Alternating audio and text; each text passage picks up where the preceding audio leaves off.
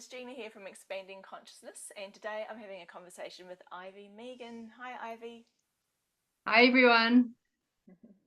I am so thrilled to be joined with Ivy today because she's a marvelous medicine woman. She's an interdimensional medium, an Area C5 coordinator, and a holistic therapist. And her soul's purpose in this lifetime is to share wisdom and teachings she has gained throughout her spiritual journey to assist others to reconnect with themselves at a deep soul level and to remember who they are as an infinite being. And I met Ivy about 6 months ago, and she's definitely stood out to me in a crowd. And then since then, I've come across you and your story in Freddy Silva's Portals book, which he released on the latest solstice that we had. And it's already gone #1 in about 4 countries, I believe. Is that right, Ivy? Yes, that is right. It's pretty Yeah. exciting. It is. So your story's out there to the world, and I want to hear more about your story because in the Portals book, yes, we got the story, but it's felt pretty brief. We know that these spiritual experiences have a lot of synchronicities, a lot that happened before, as well as during, as well as after the event. So I am looking forward to going deeper into this spiritual experience that you had with the portal mentioned in Freddy Silva's book. But also, I want to know more about you. You sound like an incredible woman. Being the medicine woman that you are, I'd like to know more about what does it mean to be an interdimensional medium and what is C5 as well. Maybe you could explain those little things and then tell us about how you even got to be you. How did it all come up and happen in your life? Okay, so I'll start from I'll start from the beginning. That's probably easiest for me. Mm-hmm. So I, ever since I was a child, I've always had a very open. I've been very open to the unseen world. Um, Growing up, it was kind of thwarted quite a little bit. Sorry, quite a lot actually, because I had a religious upbringing and we were taught to be a certain way, and but I was always regarded as the strange child, the weirdo, the strange out there child. But I didn't see that as being anything wrong. Uh, I did quash my abilities quite a bit growing up, and but I always knew that there was a lot more out there than what I could see with my own two eyes.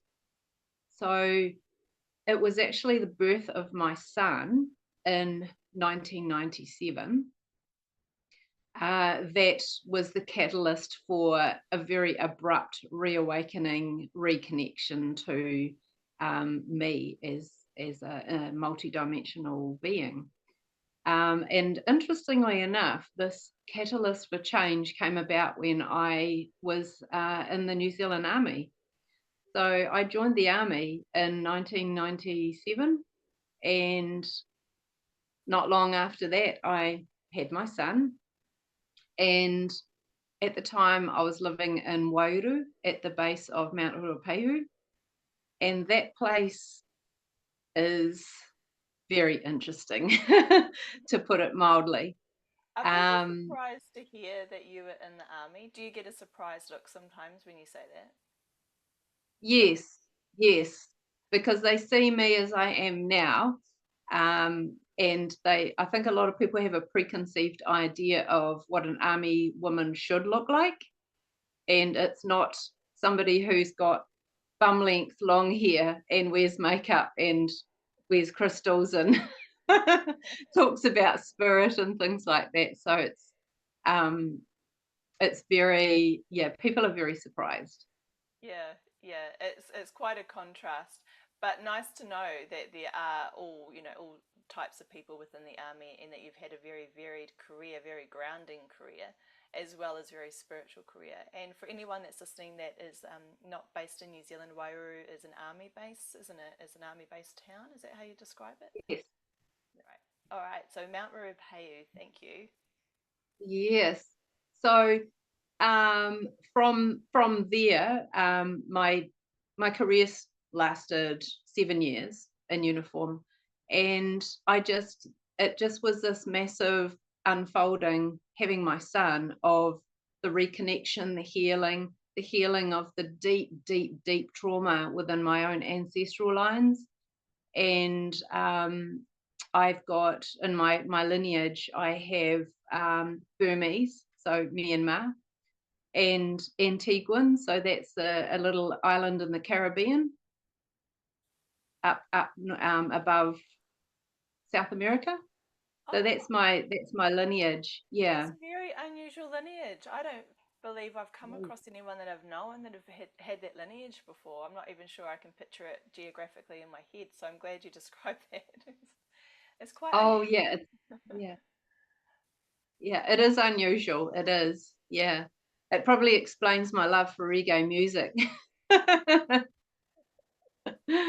Yeah. Yeah, and dance. So anyway, I it just it was this massive journey the last, I think, 27 years. Particularly the last 27 years has just been a massive unfolding of reconnecting and finding out actually who I am, not from societal conditioning, and healing, those ancestral lineages and belief patterns that have come down through DNA. And it was probably about 12, 13 years ago, my psychic abilities really started coming online after December 2012, interestingly enough. Wow, because that's a really symbolic date, isn't it? So, yeah, I'd love to hear what happened to you to kind of have that switch on. Ah, gosh, I remember at the time I was working for a place called Lotus Holistic Centre. It was a naturopath college and massage college in Hastings. And I was working there at the time. I had also been a student there. And I remember when the whole shift happened in 2012, a lot of the naturopaths were running around at the college going, "Oh my God, have these drops, have these drops." It must have been some kind of flower essence or something, but I was down for it. But yeah, all right, you know. and but I felt like my anxieties really starting to build, and I thought, gee, what's going on there? And I felt guided to go out next to, they had a big fish pond there with crystals all around it. And I thought, I just need to go and sit by the water. I don't know why. And as I sat there, kind of in a meditative state, I was aware of a very tall, he looked to be like an Indian chief, but I think he was like a Mayan chief standing with me. And I thought, okay, I've got a really tall chief standing here next to me. And from there on in, everything really started. I couldn't deny it after that. And I met my, well, now ex-husband not long after that. And it was him being the way that he is that provided space for me to step into myself. Beautiful. And my psychic abilities started happening, and I was getting these massive downloads all the time. And I remember Alan, my ex-husband, saying to me, "Do you believe in aliens?" And I said, I don't know how I know that they exist, but I just know. Uh-huh. And that was all that was said. Yeah, that was all that was said. That's But the more I've developed myself spiritually, healing myself and things like that, the more I've developed myself, the more I've stepped into that realm as well. And you also So, are a C5 coordinator, which very much deals with that extraterrestrial life and higher intelligence. Do you want to mm, explain to people that may not know what CE5 is, what it is, and what you coordinate? so C5 is human initiated contact with other life forms, or as we say, non-human species. So it's very much the unseen world. It's more than people who have passed in spirit. So there's kind of, to me, I found there's different sort of levels, I suppose you could say. And it's a higher sort of dimension, I feel, connecting with extraterrestrials and nature spirits and things like that. Yeah, Yeah, it sounds yeah. fascinating, and also part of your of what you do is being an interdimensional medium. So I imagine, are you bringing through messages from all these different beings, including your guide that you saw? Is that very tall being? Do you sort of does he speak through you as well, or is it more that you channel other kind of beings that come through? I have all sorts that I work with, Mm. and they show up at for different tasks. So the Mayan chief, he shows up often when I'm conducting a hands-on healing with somebody. Mm-hmm. He's often there. I also, when I work with animals, doing hands-on healing with animals, I'll have one of my guides. He's a Lyran. He's literally a lion-faced interdimensional being. He showed up first. He always showed up on my right side, on my masculine side, and then later on, the lioness showed up as well on my left side. So the masculine and the feminine. It's all part of my galactic lineage as well, the felines. Mm. Mm. And I So do remember different. you mentioning slightly, and I won't give the story away because I do want people to read the Portals book, but you do tell this fascinating story of your time in the Kaimanawa Forest, and you did have a moment where you kind of either became or you saw a blue-skinned kind of feline creature. Is this part of your galactic ancestry coming through? Yes, yes, it was. Yes, that's really surprised me actually. That when I believe it was a she. She was a.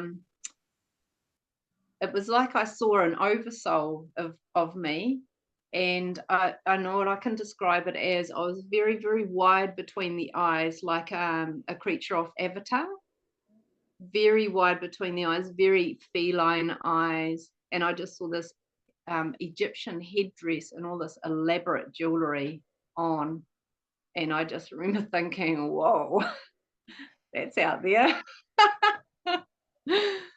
But being in the petrified state I was, being in the forest, I kind of didn't. There was a whole series of things that happened that my visit to the Kaimanawa Forest was shorter than what I would have liked. So, but I just remember seeing her, thinking, "Wow, a blue feline being." I love it. Yeah. Oh, well, I'd love to hear more about that story, but I know that you're also going to delight us with telling us a little bit more about portals or your experiences with them. And I know that you mentioned when you were in the army, you had a little bit of time near Wairuru or Mount Ruapehu. Is this also an area that you experienced like a portal of some sort? Oh yeah. Yeah. Okay. Yeah. I remember as a young soldier, there's a huge, huge history. I'm not going to delve into it because that's another whole topic in itself, but there's a huge, huge history at the base of Mount Ruapehu to do with tribes and that. And Mm-hmm. that's what a lot of people are most familiar with. And there's also in the camp itself, there's been a lot of, as I used to say to people, there's been a lot of lives that have started there and ended there. So there's a lot of earthbound spirit in the camp itself, which freaked me out as a young soldier. Mm-hmm. Um, but I'm a lot more comfortable with it now. However, as I evolved on my spiritual journey, and I kept going back to the camp and for various tasks, I became a lot more aware of, because I just used to say Wairu is a freaky old place, but I didn't know just how many layers there was to that statement alone. And I remember it was just a couple of years ago now when it was during my rites of passage, my shaman rites of passage. So part of our medicine woman work that we do, we work with the different lunar cycles, and there's a specific time of the month that we connect in with our nearest mountain. And for me, it's Mount Ruapehu. And I remember being shown one time, I connected in because I have a very strong connection with that maunga. And I just remember connecting in with it one day, and I saw on the southern side, I saw what looked like a Stargate. You know that program Stargate that used to be on? Yeah. So You how know, does that a looks Stargate look? Like, how would you visually describe it? like a big round kind. It was massive. It is no, not was, it is massive. Hmm. And it pretty much looked to me to be about the height of Ruapehu itself, in this like a big round, like a tunnely type situation going on. And I Was it remember hovering seeing it above Mount Ruapehu, or was it on the side? So it was the southern end of Mount Ruapehu, and it was almost as large as the mountain itself. pretty much, Gosh. pretty much. Yeah, it might have been maybe a little bit shorter, but it would have taken up most of the southern side of Mount Ruapehu. And I remember seeing it thinking, what is that? And then I got told very loudly and clearly, it's the dragon portal. And I Cool. went, oh, okay. Yeah. And certainly in shamanic meditation journeys that I've been on, has shown me actually going into the base of the Maunga itself, where the dragons are, where the dragon people are. And I thought, oh, wow, okay, this is What interesting. does a dragon person look like, and who are they? To me, I just saw them as just dragons, as I know them, as I've seen pictures. I didn't see any sort of particular ET race, if you like. You know, people have a bit of a thing saying that the dragons are a certain ET race and things like that. At the time, I just took it for what it was. I didn't put my own ego into it and go, oh, that's a such and such. That's just a bunch of dragons to me. Mm. Yeah, I find that really interesting because my daughter loves dragons, and she often says that there's dragons that protect portals, so they all have their own different things, like fire dragons, mist dragons, water dragons, and one of their main purposes is to defend portals, or at least keep away people that shouldn't be entering, or beings that shouldn't be entering. So yeah, I was interested to see what your take on that was. Mm. Very much so, definitely. It's when you live at the base of Mount Ruapehu, there's a lot of people even that I served with in the army, they all had this obsession with the Maunga. But they didn't know why. They just thought because it's such a commanding presence. But I because I've seen what else is going on around there interdimensionally, I understand now more of what I'm personally picking up on. Mm. But it is a massive portal, that area. That's so the south side, the south as a direction is actually where the salamander elementals are. That's their direction, is the south. So for the dragon portal to show up on the south side of Ruapehu, it did not surprise me at all. Mm. So this big Stargate opened for you, and what happened after that? I mean, I think I'd be almost in awe and quite awestruck if I saw a Stargate that big. I was. I feel that it didn't open just for me. It's always there. It's always there. And I feel around, especially around Ruapehu, there's several portals around Ruapehu as well. I've definitely driven through one on the western side of it as well. Just driving along one day on a trip, and it literally felt like I was picked up by a dragon. Yeah. And I Wow. was with my yeah, I was with my ex-husband at the time, and I was driving, and I just remember driving along and going, "Whoa, can you feel that?" And he's like, "Nah," completely unaware. I said it felt like I was just picked up by a dragon, and I feel like I'm flying on a dragon. It was really freaky. Yeah. So why do you Mm. think some people can feel portals and others can't? And how does someone actually know if they are either approaching a portal or find themselves in a portal? What's going to happen? How are they going to recognize it? I do feel that the people who can recognize portals are those who are they're quite balanced with the different elements of themselves. So the earth, the fire, the air, the water, and the ether. I feel that it's a spiritual evolution point. I feel that people can feel these portals like they can.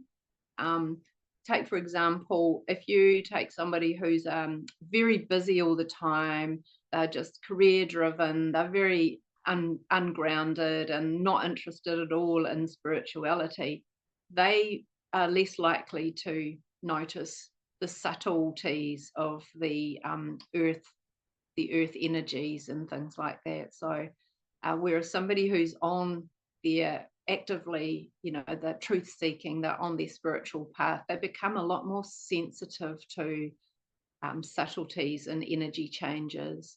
Um, there are also people who are empaths, they're very sensitive to everything.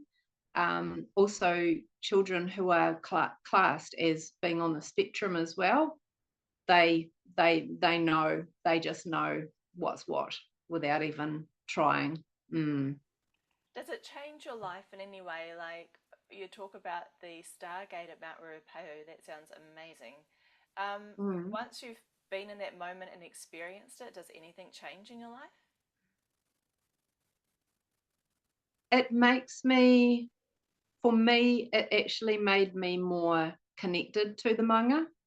It was more like I can feel too when there's things going on over there. Um, I now live in Norsewood, which is over the other side of the Ruahine Ranges, and I can feel when there's stuff going on over at the manga because I'll be at work just minding my own business, going about my day, and I'll get a little. It's like a little text message going off in my head, or in my consciousness, So it's and almost like I'll, you've become family. It's like you've entrained yourself with the type of energy that's there, and it's almost like the Mount Ruapehu has welcomed you in as part of the family because you start to understand each other and have an information exchange. It's just like a parent with a child. It sounds like you've got that family connection. You know, when something's happening to your child, you just know. You don't have to have like, a phone call or a written email to tell you. You just know telepathically that something's Mhm. going on, and it sounds like that sort of happens to you or happened to you after that experience in Mount Ruapehu. Very much so, very much so. It Because we, as part of my medicine woman community and the work that we do as shaman, we, we're doing a lot of work with our maunga that's closest to us. So we become, even though we're at a distance, we do become part of it. I don't know a lot about mountains. I will talk to trees, like a lot, right?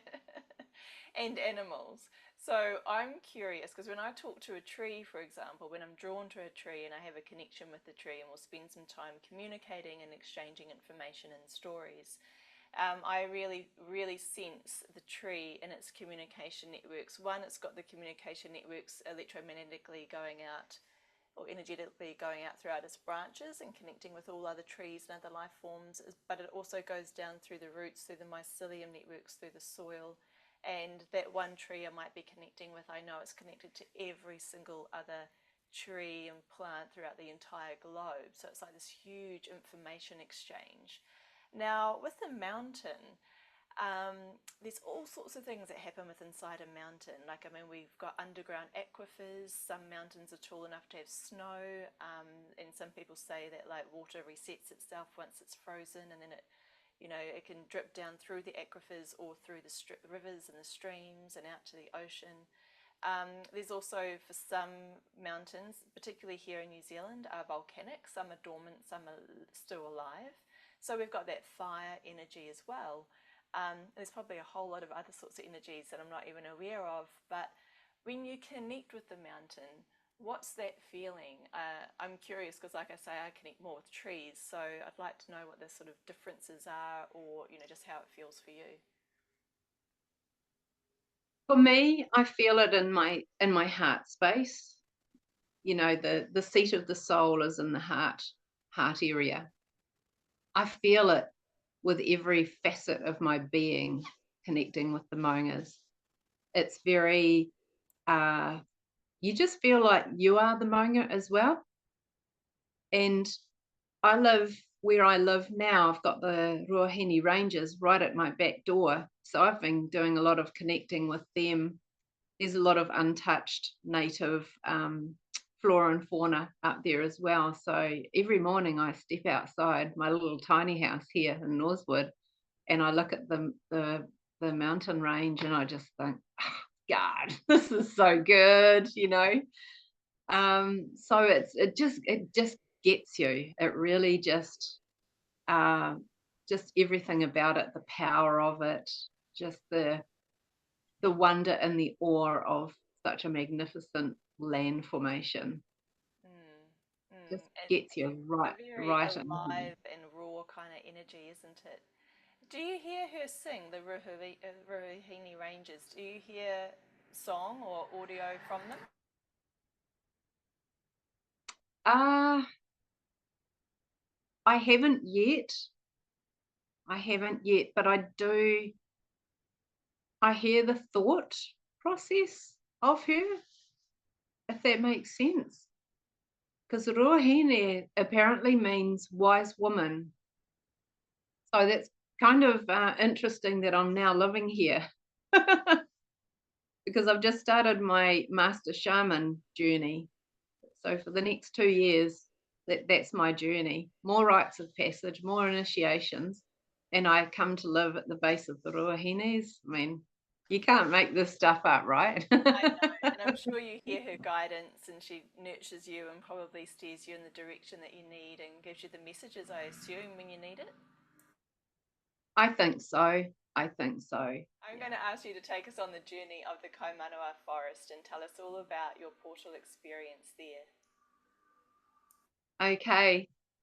Yes. So there's a huge backstory to that story that has been published in Portals. So it happened. My awareness of Taupo, the Taupo area, started about 13 years ago when I was visiting there quite a bit, and I was meeting up with friends there for the odd weekend, and I noticed myself starting to feel really emotional there. Just I'd be emotional and I didn't understand why I felt so emotional. And it was really, there was a lot of grief and feelings of vulnerability and helplessness and things like that. And I thought, can't understand this, just chalked it up to maybe a bit of a anxiety phase or something. I wasn't too sure at the time. Anyway, I found out in more recent years that I was conceived in Taupo. And I thought, oh, okay, that might explain a few things. And it was around 20, the year 2020, I was going up to Auckland quite a bit because my son was living there at the time. So I would drive up to Auckland to visit him. And I noticed as I was driving along the Napier Taupo Road, just out of Taupo, the closer I got there, I would feel like a pulling sensation in my sort of higher throat, heart chakra area. And because I was driving from the Napier end, I was being pulled to my left to this forest.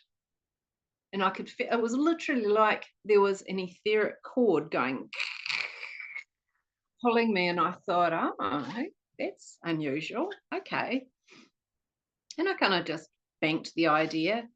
And every time, even when I was traveling back in the other direction, it would be pulling me that way.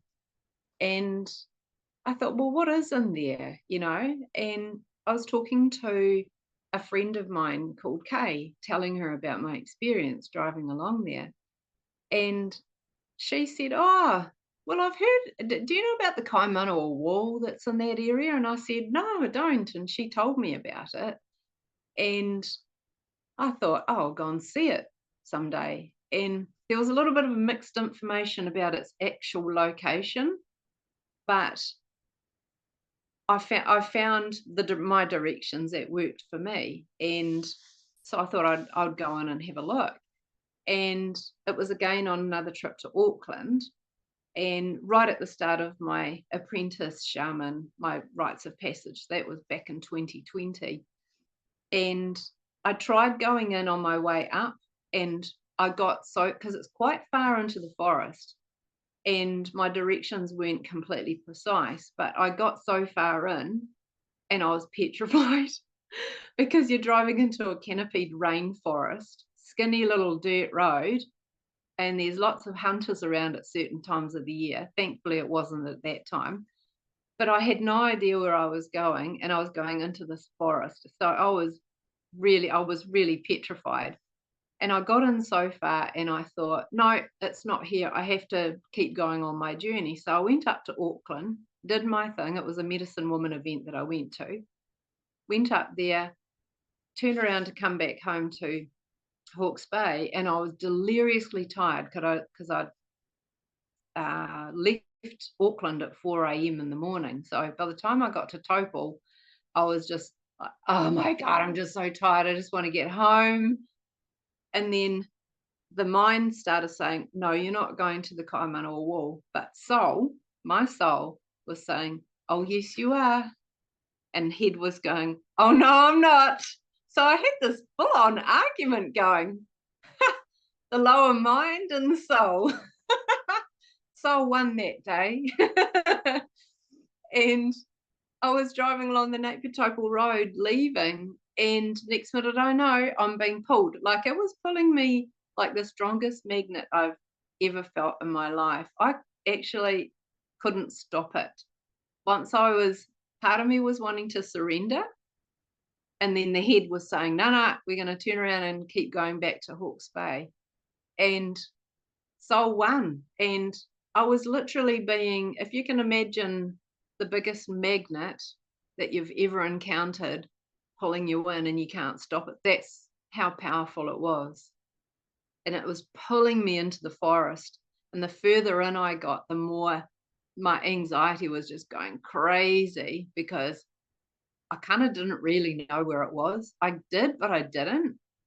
And the closer I got to it, the more my anxiety was going through the roof. And I was just crying. I was going, no, looking for a place that I could turn around and get back out of there as soon as possible. But no, it kept pulling me in. It literally pulled me in there, which was freaky because I've never felt anything so powerful before in my whole entire life. And I arrived there, and I won't give away too much of the story because we want people to read the book. But what I experienced there in a matter of I wasn't even there 5 minutes, I don't think, but there was just the downloads and this deep soul remembrance of actually having lived there before in a very significant time and in a very significant lifetime. And it was just very profound. So I had to leave there and keep on my journey. But after that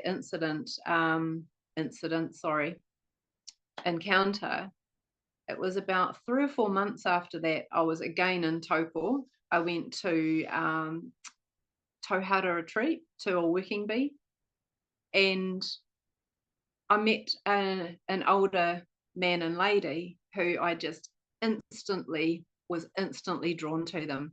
And they had lived there in Taupo their whole entire life. And I met them, and it was like, family. They just felt like family to me. There was such a deep familiarity to them. And I just instantly connected with them. I just loved their energy. And we got talking about things around Taupo and, of course, the Kaimanawa wall. And I said to them, "Do you know about the Kaimanawa Wall?" And they says, "Oh, yes." And as it works out, the man who that was husband and wife, he used to take groups in there for whatever they used to do in their work, um, spiritual type work. And we got talking, and I've kept in contact with them since. And he was saying that um, when he went in there with a group of Waitaha at 4 a.m. in the morning. It was years and years and years ago. And they went in there as a contingency. And he said he had exactly the same experience as I did when I went in there. So when they got out of the cars, he said he just sobbed and sobbed and sobbed and sobbed. It just this deep soul remembrance. And he remembered things of how he came to his demise there as I did me. I saw, how I met my demise there, what happened, the events, the natural events that happened, why I died there. And so did this man as well, this man that I met. So that was amazing. And I think it kind of explains why I felt such a connection to him and his wife.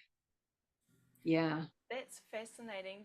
Because you've had a remembrance of past lives in the area, how long ago do you think that was? Because New Zealand has different histories according to sort of, you know, where we start to investigate. So sometimes we believe we might be a few hundred years old, like 900 years old, or with the human history, and sometimes we go back thousands of years depending on who you talk to. So do you have any recollection about, were you there 10,000 years ago, or were you there a couple of hundred years ago? For me, what I was shown, this was back before I believe humans were even on the earth. It was very ET populated. So I saw myself as a blue feline being, as a lyran. So I believe I want to say it was hundreds of thousands of years ago, the image that I got. Yeah, because when I saw myself as this blue-skinned ET, I thought, oh wow. Oh, in what way has that sort of changed your life or influenced you since? Because, I mean, it's pretty dramatic. Like, has other things started to synchronize for you since then? Oh, most definitely.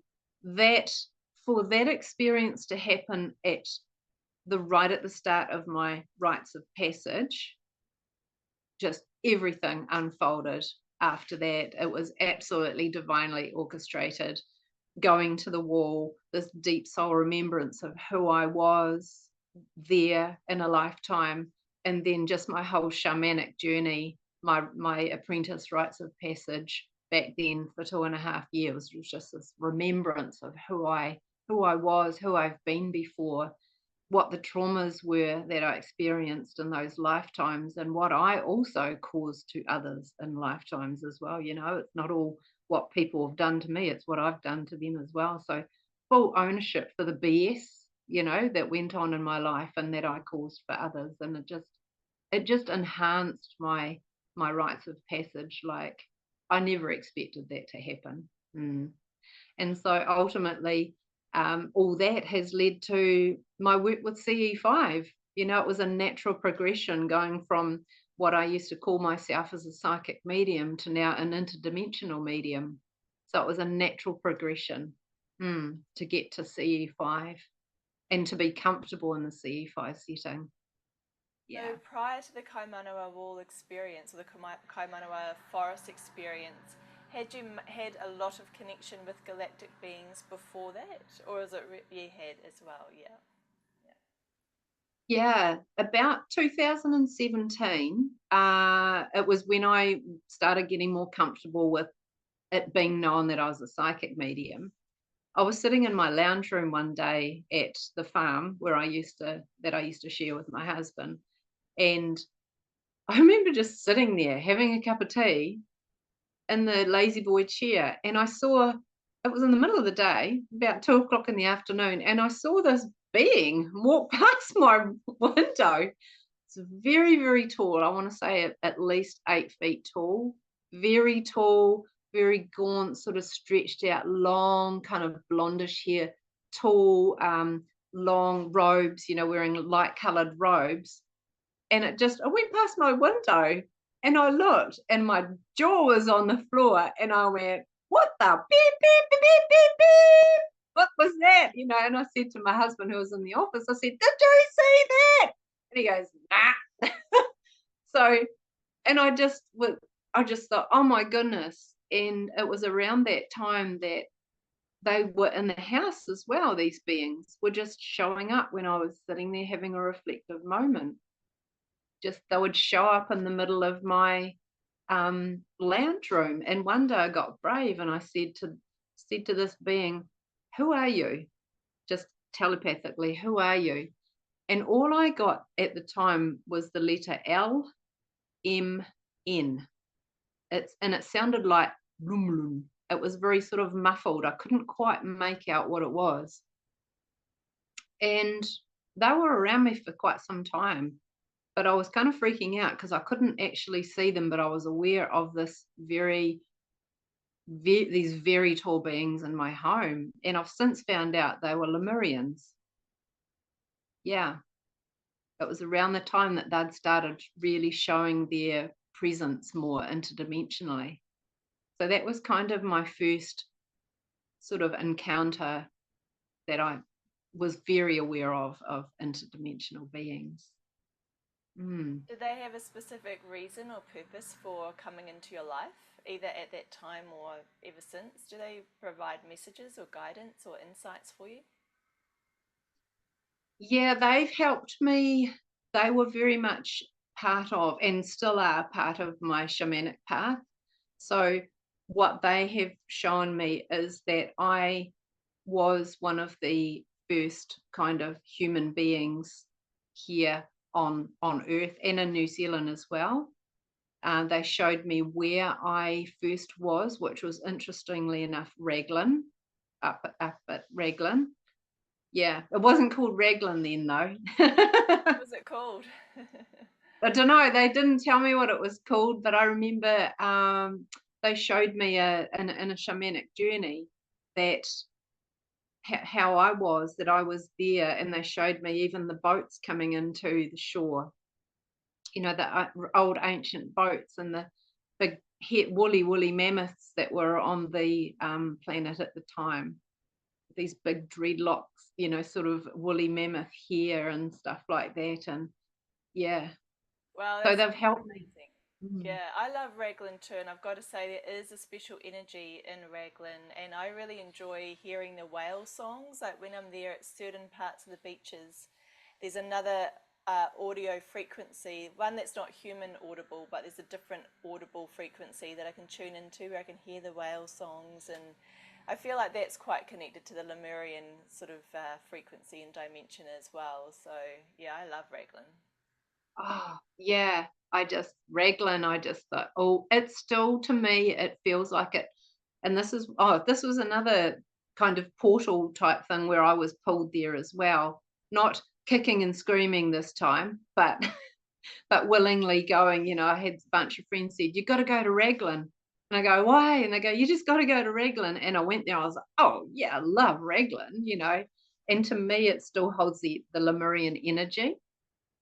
I think the Lemurian connection and remembrance first started for me when I went on my honeymoon to Tahiti in 2013. Yeah, I was very triggered by Tahiti. So, and I What was know that there? was Was it just the whole island frequency, or the fact that it was probably still around during the time of Lemuria, or was it part of Lemuria, of that land, or? I believe so, because the ancient Lemurian continent, I believe, was a lot of the part of the Pacific Ocean. So researchers have found anyway. So Tahiti, Hawaiian islands and Easter Island, all those places, all part of that, and New Zealand as well is all part of that. So it still holds that Lemurian frequency, Tahiti, and that was very triggering for me too. because for the week that we were there on our honeymoon, our bungalow, overwater bungalow, was right next to the dolphin enclosure, the dolphins.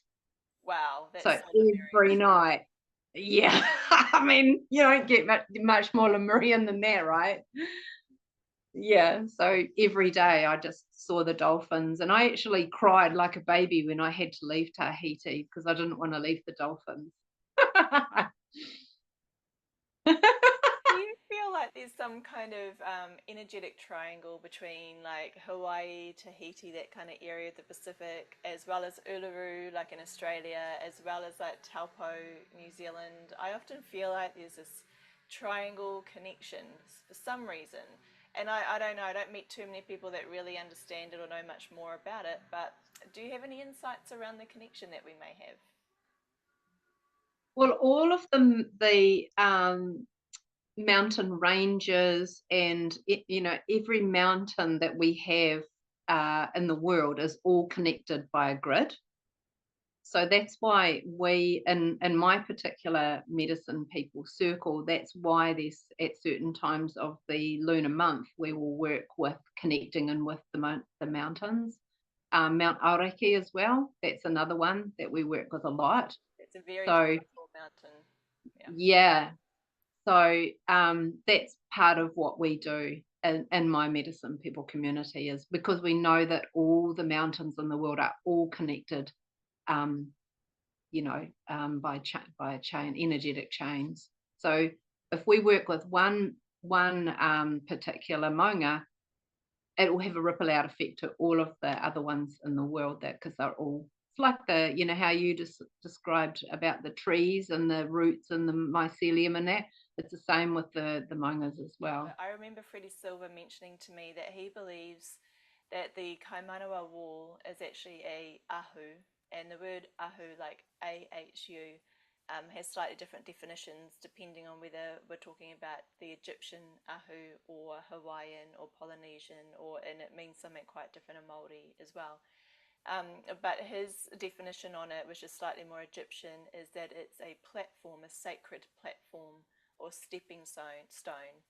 And it's often a place where the shining ones or the beings will stand as a sacred place. Hmm. And I have not been to the Kaimanawa Wall or pyramids or whatever we want to choose to call it, but that's going to change because I'm going to go with you. Yes, we are. And I know We that are. would be an amazing experience because I get all lit up inside every time I think about it. What's your take on the structure there? Because there's so much debate around it, but I'm just really curious. Like, would you say or agree that it's an ahu, or do you think it's more that there's pyramids there, or is it just a wall, or is it just a stone? I mean, everyone's got really different opinions, so I'm just curious. What's your take on it? So that I can only speak from my own experience. Going into that place, I had no previous knowledge of really too much about what it was. I'd seen pictures of it and thought, oh, wow, there's some seriously old stonework right there. So I was completely open. And I think that's the best way to be going into a place like that. So no, there was no ego getting in the way going, I think this and I think that. And so I went there, and walking up to the, I'll call it the wall, although Yeah. walking up to it, I could feel, as soon as I got out of my car, it felt like to me like those big power stations, the normal electrical power stations, how you drive past and there's a high amount of not very nice energy. Well, if you can apply that same amount of energy to around the Kaimanawa wall, but it was good energy, it was very high, it was very elevated. That's what it felt like to me going up to it or arriving there. That's why it was pulling me there, because I was going towards the really high vibrational energy. So going up to the wall, I remember going up, I put my palms on the wall, and this is just what I intuitively knew to do. And I pressed my forehead, my third eye, to the wall, and I had my eyes closed, but I could see forming up all around me was this bright white light that was coming up. It was coming up all around me. I was thinking, holy shit, where am I going to go? you know? And I just thought, oh my goodness, and then it was the white light that got to me, and I thought, is that beings around me, or is that the vibration of the wall, or what is it?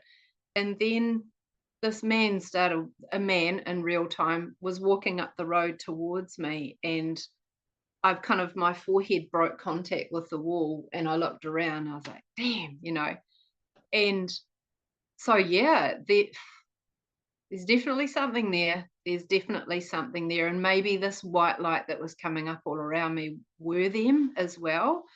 Also, I will say, when I was standing, I think it was before I put my forehead to the wall, I was aware of 3 beings that were coming down the hill towards me, to my left. I could hear, it sounded like rustling leaves, but there was no leaves that were actually rustling when you saw it. And I could hear these 3 beings going, shh, coming down the hill towards me. And I kind of just said to them telepathically, it's okay, I'm here for purpose, good. And then they kind of paused, and then they came a little bit closer. And I thought, and then this man came up the road. This man came to investigate, because I think he had heard me crying when I got there. So he was probably thinking, oh, what's going on? Is that woman all right? She's just so talking that's why to my herself, to the little potty party. yeah. A little bit woo-woo or something like that. Oh, there's a lot of woo-woo people go to that wall. That's right. Yeah. Oh, that sounds amazing. I have a grandmother tocha tree that is at the back of my property, and when I connect in with her, she's very, very insistent that I go and find a tree to connect to up in the Kaimanawa Forest, and she's given me an image, mentally an image of what this tree looks like, and I'm really looking forward to connecting with that for whatever comes of it. I don't know yet, but I feel like there's going to be a lovely connection made, and I'm looking forward to sensing some underground waterways there as well, and I just feel like there's going to be something to do with the water. I feel like we're entering a time where water is really important, the consciousness of water. So there's many things to do with this Kaimanawa wall, or Kaimanawa Forest, I should say, area that seems to have a lot of significance and significant energy. So it's not just that the structure itself is probably a portal. I would imagine that there's an area geographically a little bit larger than just the stone itself that we're talking about, that's actually kind of like a portal. Do you feel that it's bigger than just the structure, or how would you sort of describe the land there and the energy there? I do feel that it was that what we can see with the wall is just a very small piece of what used to be there. When I was shown the lifetime that I lived there, there was a very much how would I describe it? A civilization around there. And I feel it stretched from there back to around sort of Lake Rotoponamu as well. So all around there, all around that whole area. And it was interesting, actually, when I met the elderly couple in Taupo that I just shared with you before, they said to me, they asked me if I'd read a particular book. I'm not sure if I'm allowed to say it on here, but they told me about a book that I could read. And they said it was written by somebody that they know, and it was an account of her experience in the Kaimanawa wall, around Taupo, Tauhara, and Zavuya land, which is a sister property just across the road from Tauhara. And they said, oh, if you can get this book, give it a read. And I did. And I was reading it going, oh my God, that's exactly what used to happen there. So what this lady was saying in her book, it jogged my own memory of when I lived there. And I thought, yeah, that's exactly what we used to do there. That's it. Yeah. But this lady had to class her book as factitious, factitious, It's an interesting word, because isn't it?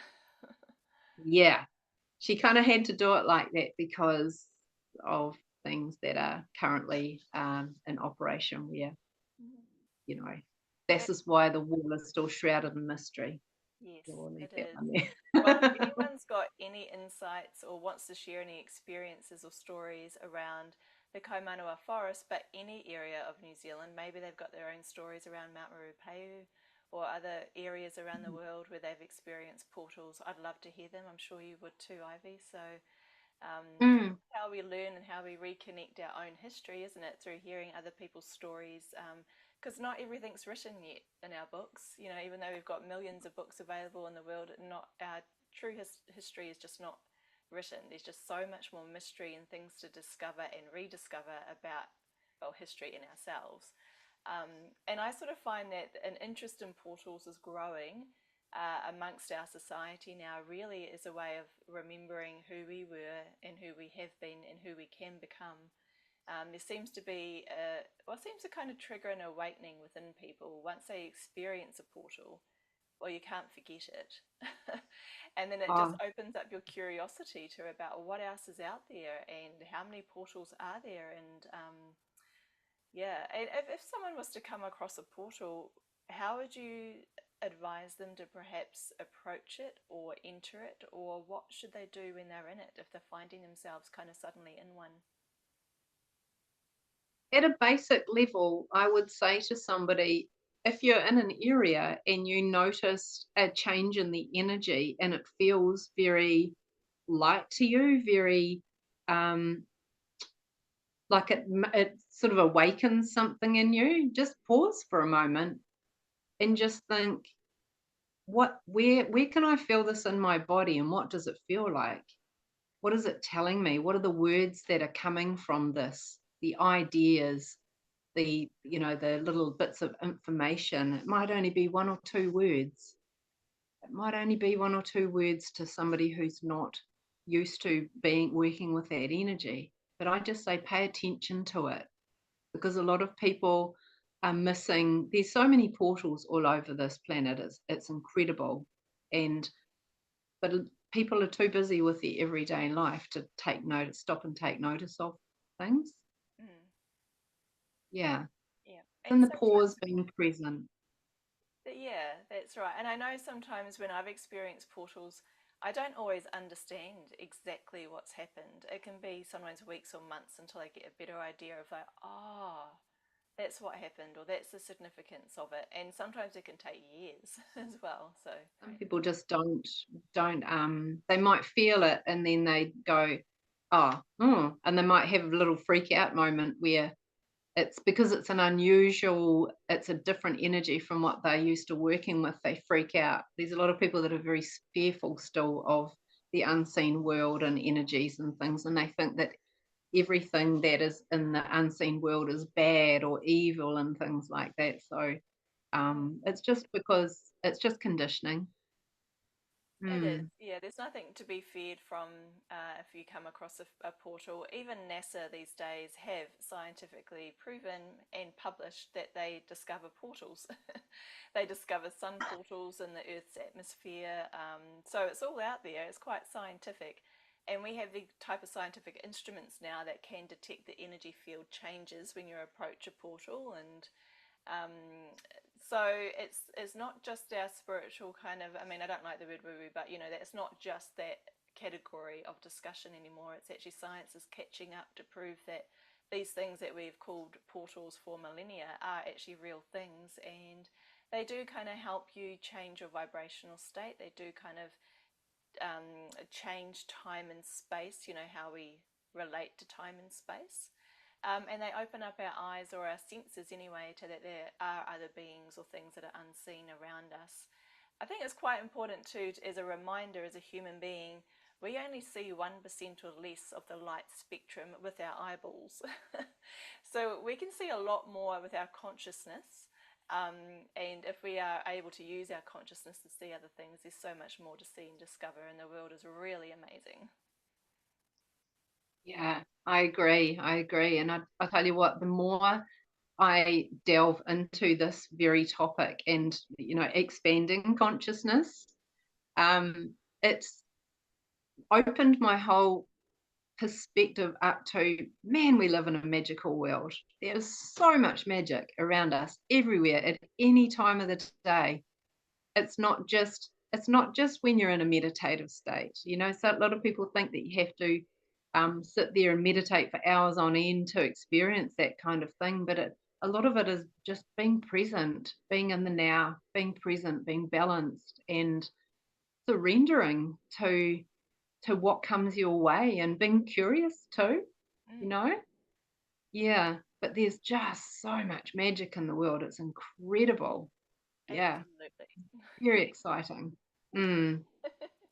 Well, thank you so much for your time, Ivy. I really enjoyed your stories. And if anyone wants to read Ivy's story that's been published in Freddy Silva's book, his book is called Portals. And after we've done our Kaimanawa trip, maybe we'll do another update. Oh, yeah. I think that's a must do. Yeah. I feel already that there's going to be lots happening. So, yep, we'll be back online Oh, near yeah. afterwards to share our experiences. I'd love to. I'd love to. It'd be an honor.